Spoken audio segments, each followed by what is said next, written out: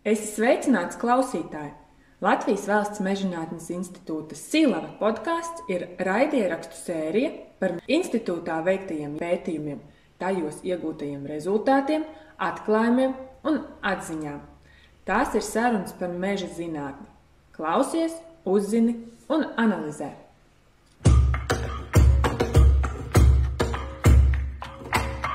Latvijā mežs aizņem pusi no valsts teritorijas. Mežam ir svarīga loma cilvēku dzīvē. Tajā tiek iegūta ne tikai koksne, bet mežs nodrošina plašu ekosistēmu pakalpojumu klāstu. Liela daļa cilvēku mežā nodarbojas ar aktīvo atpūtu. Skrien, sēņo, iet medībās, pastaigājas un dažādi citādi pavada savu brīvo laiku. To, kādus pētījumus saistībā ar rekreāciju Silava realizē, ne tikai par šīm tēmām šodien sarunāšos ar Edgaru Jūrmalu. Sveiks, Edgar! Sveika, Laura! Tu izstrādā šobrīd arī doktora disertāciju par rekreācijas jautājumiem mežā. Lūkšu tev pastāstīt vairāk, kas vispār ir rekreācija kopumā un kāpēc Mežzinātnes institūts Silava pēta šos jautājumus. Kā tu jau teici, rekreācija mežā faktiski ir šīs izmantotās atpūtas iespējas, kā pastaiga mežā, skriešanas aktivitātes, arī tā pati sēņošana, ogošana. Un kāpēc to būtu svarīgi pētīt, jo gan sēņošana, gan ogošana, kā labi piemēri, ir ļoti tādas tradicionālas lietas, un bieži varbūt sabiedrība, arī dažādas iesaistītās puses, par to varbūt tā faktiski neaizdomājās, kas tas vispār ir, kā mēs to varam kaut kā vērtēt, pētīt. Bet Eiropā šī rekreācijas izpēte ir ļoti aktuāls temats valstīs, kurās ir stipri mazāk šis mežu segums. Tāpēc būtu Latvijā, kur mums ir vairāk nekā puse, to jautājumu atstāt neizpētīt plašplūsmā. Tas, manuprāt, nav tas pats labākais, tāpēc arī Silava no savas puses veic šos pētījumus ne tikai, protams, par mežu, bet arī kopumā par dabas teritorijām un šo rekreācijas un cilvēku mijiedarbību. Un varbūt tu vari pastāstīt arī sīkāk, ar kādām tieši metodēm un paņēmieniem tiek pētīta šī rekreācijas ietekme un veidi mežā. Pasaules prakse ir veikt šīs saucamās socioloģiskās aptaujas, kad mēs kādai sabiedrības paraugu kopai, izvēlētiem cilvēkiem, tie būtu 1000 pēc skaita, piemēram, uzdodam šos jautājumus, teiksim, vai jūs dodaties dabā atpūsties, tātad, vai jūs izmantojat šīs rekreācijas iespējas. Tas būtu tas pats pamats. Šajās aptaujās var būt 20 jautājumi, un katrs no tiem var būt noderīgs pēc tam, lai analizētu šīs lietas un izveidot kaut kādu kopskatu. Tad ir arī inovatīvākas metodas, kā piemēram jau veikt pētījumus uz vietas šajās dabas teritorijās, kaut vai mežā vai dabas parkos, dabas takās, veikt cilvēku plūsmu uzskaiti. Latvijā tas nedaudz varbūt ir tā iebremzējis, bet šobrīd tiek veikta šī cilvēku uzskaita ar dažādiem sensoriem, saprast, cik daudz cilvēku apmeklē šīs vietas. Tad ir vēl citas metodas, piemēram, izmantot sociālos tīklus, lai analizētu. Cilvēks dodās atpūsties mežā, viņš ir ļoti iedvesmots, viņš jūtās labi, un viņš izvēlās uztaisīt kādu bildi, varbūt kādu video formātā, kādu mākslas darbu. Šis cilvēks šo publicē, tad arī ir iespējas šos attēlus masveidā jau analizēt un saprast, kur ir izveidots un ar kādiem aprakstiem šis cilvēks ir šīs bildes publicējis, kurās vietās jau. Tad arī izveidojas tāda līdzīga bilde kā ar socioloģiskām aptaujām, bet šīs metodas būtu jākombinē.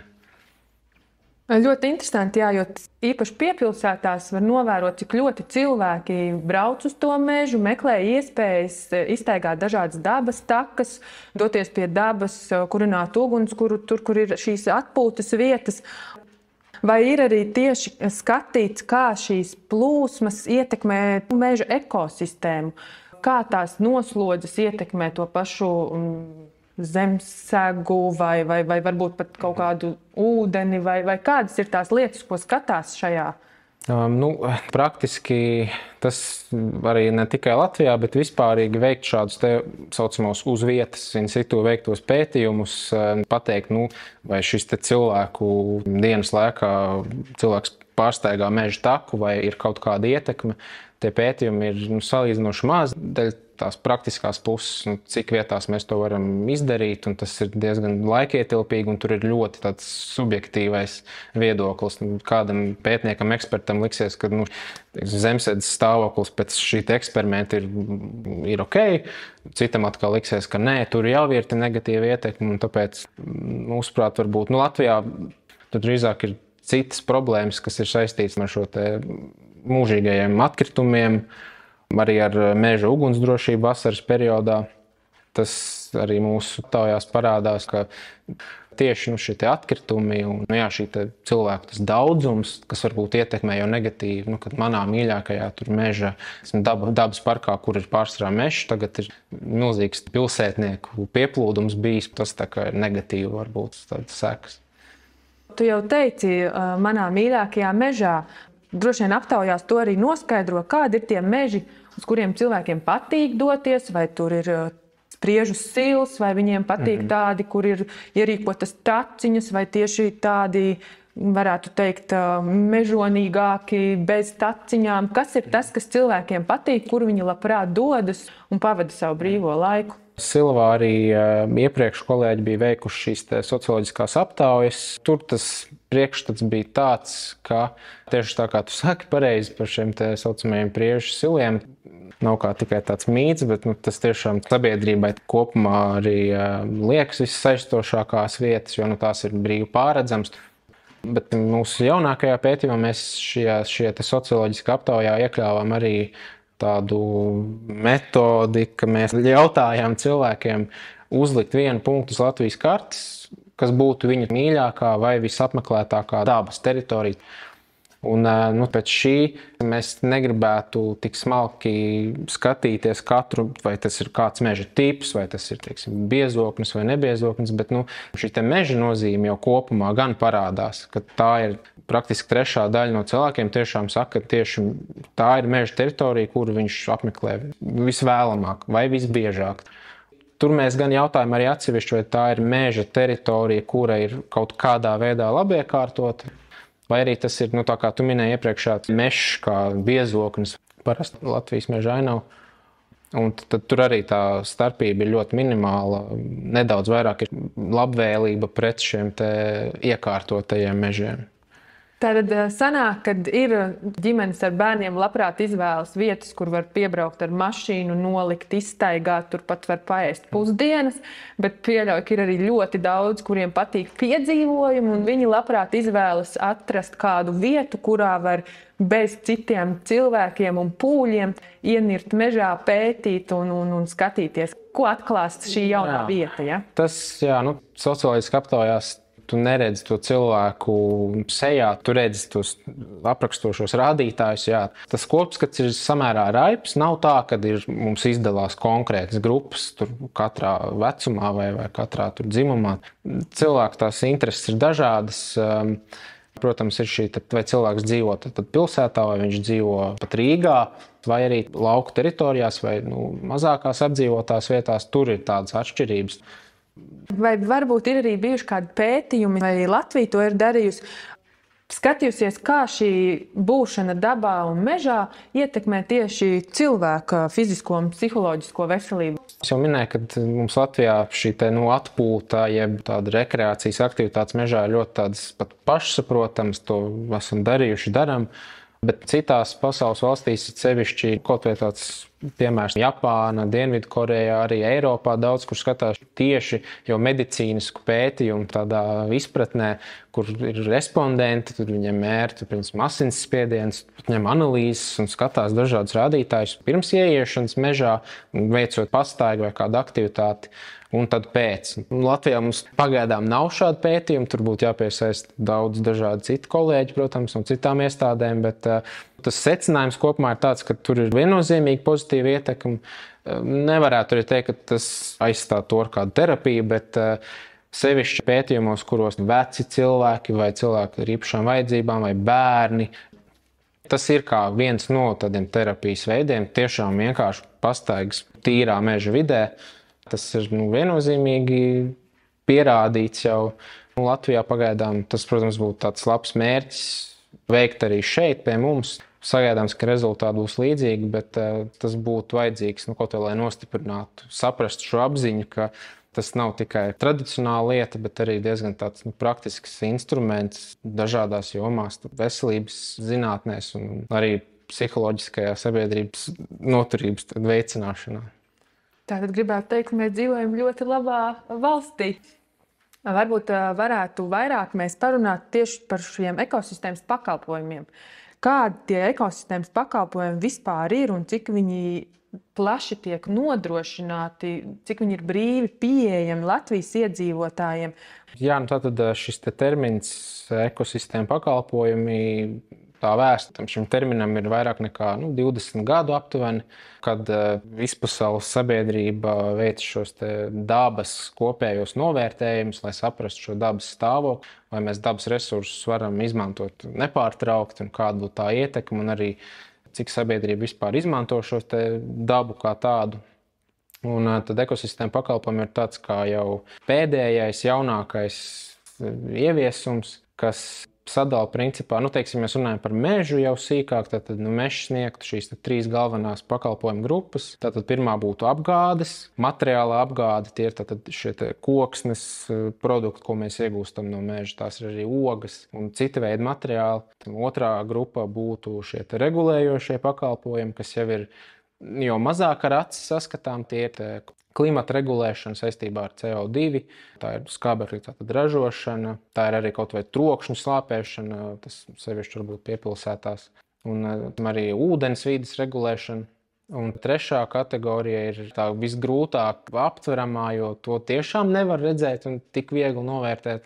Un tieši tie kultūras ekosistēma pakalpojumi, kuros arī iekļaujās visa veida rekreācijas aktivitātes, vai tās ir aktīvākas, kā skriešana, vai arī pasīvās, kā meditācija vai pat putnu vērošana un dažādas šādas lietas. Un šie ekosistēma pakalpojumi, šīs aktivitātes jau sīkāk, tad ir viss tas, ko viena mūsu iedomātā meža teritorija sniedz faktiski reizē. Tā nianse ir tāda, lai tāds spilgts piemērs, protams, būtu, ja vienu ekosistēmu pakalpojumu grupu aktualizē vairāk, kas būtu šī materiālā ieguva, tad arī, diemžēl, pārējās grupas no tā pakalpojumu klāsts arī krīt. Un tad veidojās šīs tā saucamās sinerģijas, mijiedarbības. Un Eiropā ir ļoti daudz pētījumu, gan, kas ir Eiropas Savienības ietvaros organizēti, gan arī atsevišķi, gan arī, teiksim, Ziemeļamerikā un citās pasaules vietās, un arī pat Āzijā, Āfrikā, kur tas ir pat jau tāds kritisks jautājums, kurš arī dēļ klimata pārmaiņām ekosistēmas mainās, viņas kļūst varbūt cilvēkam tik nedraudzīgas, un tad arī šis ekosistēma pakalpojumu klāsts tiek novērtēts vairāk, kad cilvēks saprot, ok, mēs varam. Es runāju par trešām pasaules valstīm, kokus visus novākt, tur ātri iegūt peļņu vai siltumu vai ko tādu, bet tad arī sākās problēmas ar augsnes zaudēšanu. Mums tas ir vairāk tāds politiski interesants pētījuma objekts. Mums te meža nozare un visas šīs lietas ir sakārtotas, bet tas ar laiku kļūs vēl aktuālāk, jo mēs sāksim skatīties mežs mums, kam mums ir svarīgāks, vai mēs iegūstam šobrīd koksni, vai tomēr tas būtu svarīgāks, kaut vai šiem pašiem rekreācijas pakalpojumiem. Jā. Šobrīd tas nav vēl ieviesies tajā plānošanā. Bet kopumā Stilava ir sākus kaut kādas pētījumus šajā jomā. Faktiski no 15. 16. gada mums bija tāds lielākais pētījums. Centāmies lielā sazobē ar to kopējo Eiropas plūsmu, arī ar citiem Latvijas kolēģiem. Skatīties un sākt vispār aptvert, kā šo procesu veikt, kā vērtēt šos pakalpojumus, kā arī pēc tam parādīt jau lietojamā formātā uz kartes plānotājs, kas izlemj, kā mēs to dabas resursu izmantosim. Tieši šis telpiskais aspekts ir ļoti svarīgs, jo mēs varam sataisīt dažādas tabulas, aprēķināt, uztaisīt milzīgu grāmatvedību. Neviens no tā īsti neko beigās neiegūst, tāpēc arī mēs no Silavas puses ļoti sekojam tieši šī kartēšanas darbam, kā to dara Eiropā, arī citi kolēģi Latvijā. Tas notika, tas arī notiek šobrīd, arī jau nākošajos pētījumos, bet tas jāsaka ir tādā ļoti sākuma stadijā, jo, kā es teicu, tas termins ir jau aptuveni 20 gadus. tad Eiropā tās iestrādes bija jau stipri ātrāk, un arī no Latvijas politiskās puses īsti tas mums neaizgāja, kā teiksim, Igaunijā un Lietuvā, kur jau ministrija līmenī, jā, ok, mums ir ekosistēma pakalpojumi, mēs tos kartējam, vērtējam visā valsts teritorijā.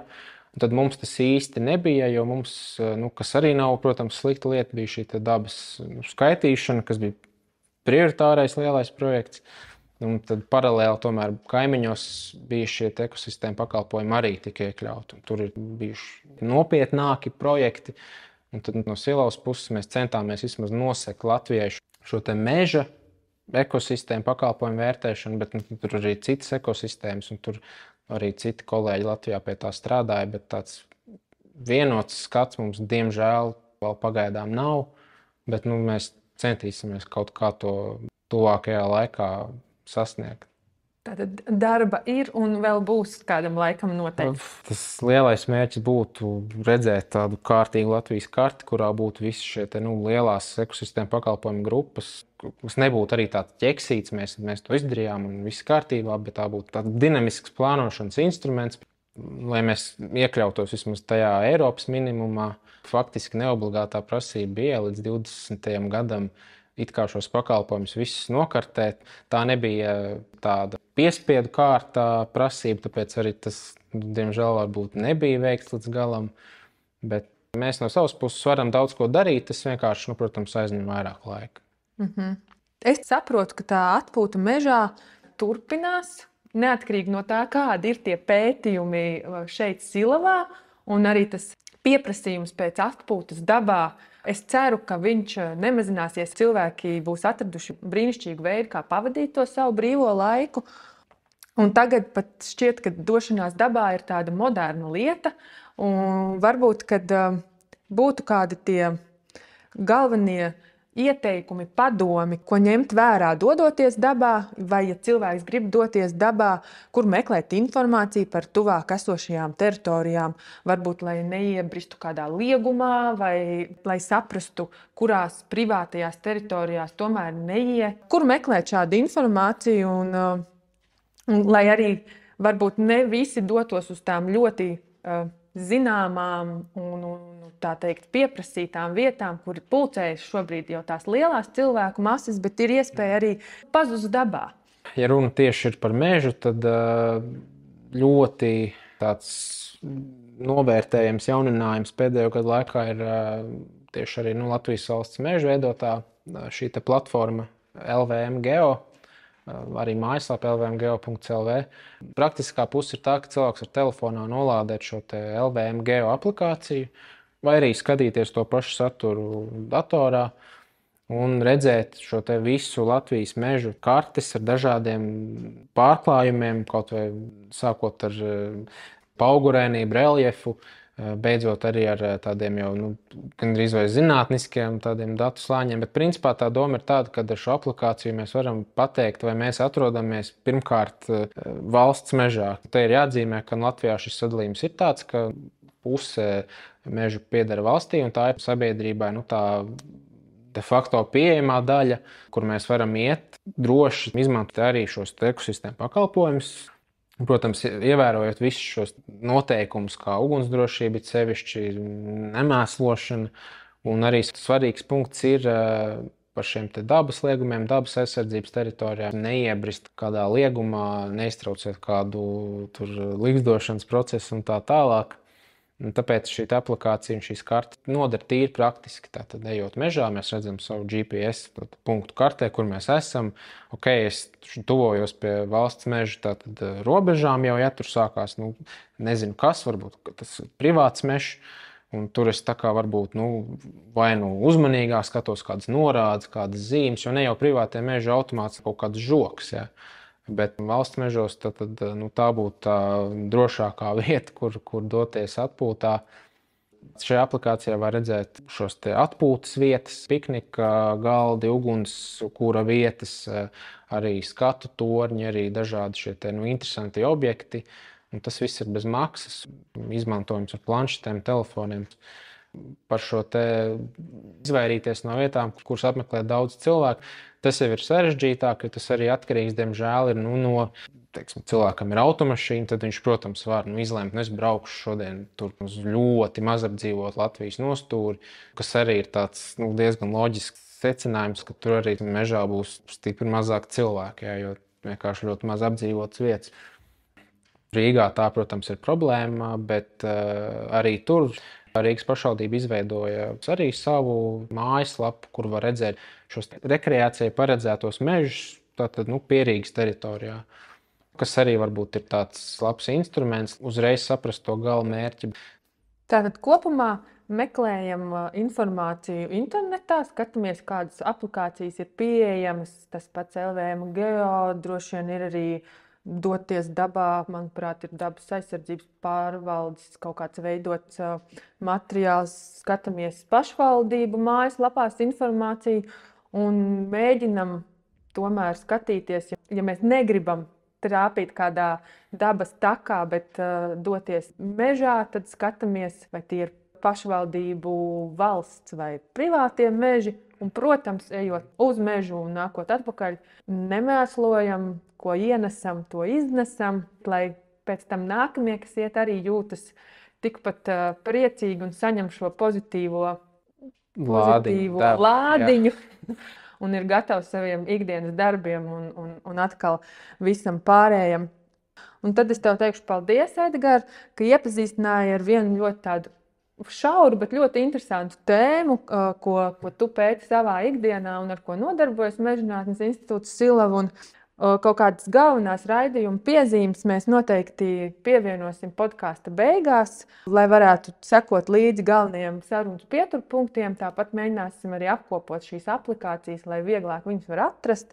Un uz tikšanos nākamajā sērijā, kur pārunāsim citas Mežzinātnes institūtā pētītās tēmas. Atā.